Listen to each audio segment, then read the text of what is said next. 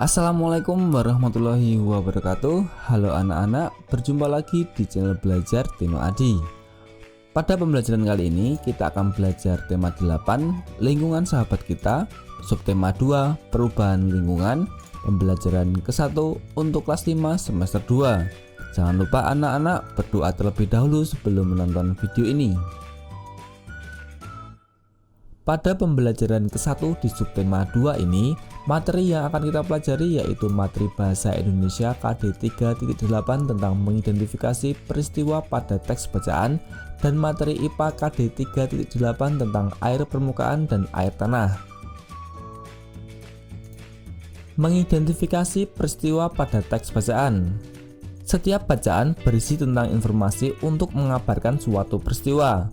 Untuk memahami sebuah informasi, kita harus mengerti tentang pokok bahasan atau isi informasinya. Cara untuk memahami informasi yang terkandung dalam berita dapat dilakukan dengan mengidentifikasinya. Lakukan dengan menggunakan rumus 5W plus 1H, yaitu apa atau what, siapa atau who, kapan atau when, di mana atau where, mengapa atau why, dan bagaimana atau how. Dengan menggunakan cara tersebut, kita akan lebih mudah untuk memahami isi dari informasi yang terdapat dalam sebuah berita. Nah, berikut ini ada sebuah teks peristiwa tentang siklus air tanah. Proses siklus air menyebabkan air bergerak meninggalkan tanah ke udara. Selanjutnya, air turun lagi ke tanah dalam bentuk air hujan. Nah, air yang turun ke tanah ini ada yang masuk ke sungai.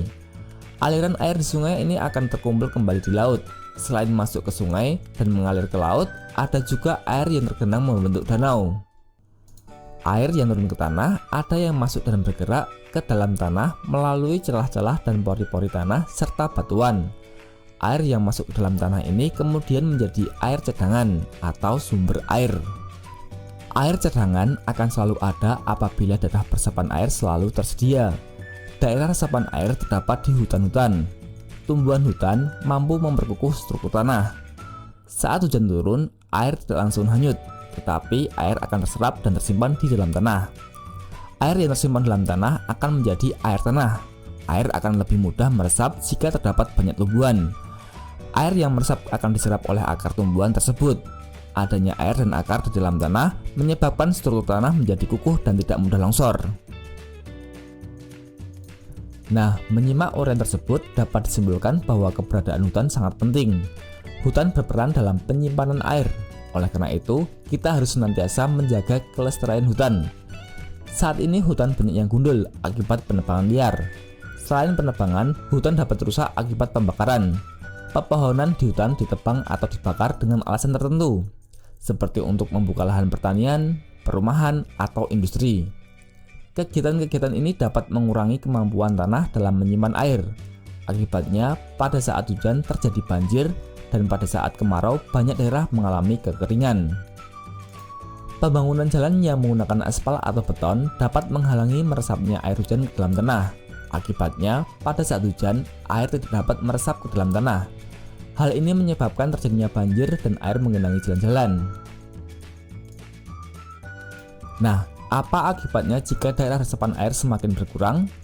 Apabila daerah resapan air semakin berkurang, cadangan air di bumi ini semakin menipis.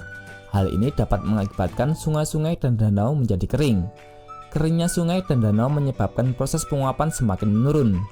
Menurunnya proses penguapan ini menyebabkan berkurangnya pengendapan titik-titik air di awan. Keadaan ini tentu mengurangi terjadinya hujan. Anak-anak, semua makhluk hidup baik manusia, hewan maupun tumbuhan sangat membutuhkan air untuk keberlangsungan hidup mereka. Tanpa adanya air, kehidupan mereka bisa terancam.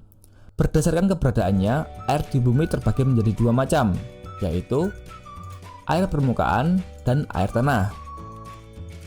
Air tanah adalah air yang biasa kita gunakan sebagai sumber air minum dan kebutuhan lainnya. Sementara itu, air permukaan adalah air yang biasa kita temukan di permukaan. Yang pertama, kita akan membahas air permukaan. Air permukaan adalah air yang berada di permukaan bumi dan tidak terserap ke dalam tanah. Berikut ini yang termasuk air permukaan. Ada danau, sungai, rawa, dan laut. Contoh air permukaan yang pertama adalah laut. Laut merupakan suatu kumpulan air asin dalam jumlah banyak dan luas yang menggenangi dan membagi daratan atas benua atau pulau. Air laut menutupi permukaan tanah yang sangat luas dan umumnya mengandung garam dan berasa asin. Biasanya, air mengalir yang ada di darat akan bermuara ke laut. Laut menyimpan kekayaan di dalamnya seperti berbagai jenis ikan, mutiara, dan barang tambang. Selain itu, laut dapat dimanfaatkan sebagai jalur transportasi. Contoh air permukaan yang kedua yaitu sungai. Sungai adalah aliran air yang memanjang dan mengalir secara terus-menerus dari hulu atau sumber menuju ke hilir. Ada juga sungai yang terletak di bawah tanah, underground river. Ada pula sebuah sungai yang secara sederhana mengalir meresap ke dalam tanah sebelum menemukan badan air lainnya. Manfaat sungai bagi manusia yaitu sebagai penampung air hujan, PLTA, irigasi, transportasi, dan lain-lain. Contoh air permukaan yang ketiga yaitu danau. Danau adalah daratan yang cekung dan terisi oleh air. Pada umumnya, danau relatif luas. Danau memiliki banyak manfaat antara lain untuk usaha perikanan, tempat rekreasi, penyuplai kebutuhan air, pengairan lahan pertanian, pembangkit listrik, serta pengendali banjir.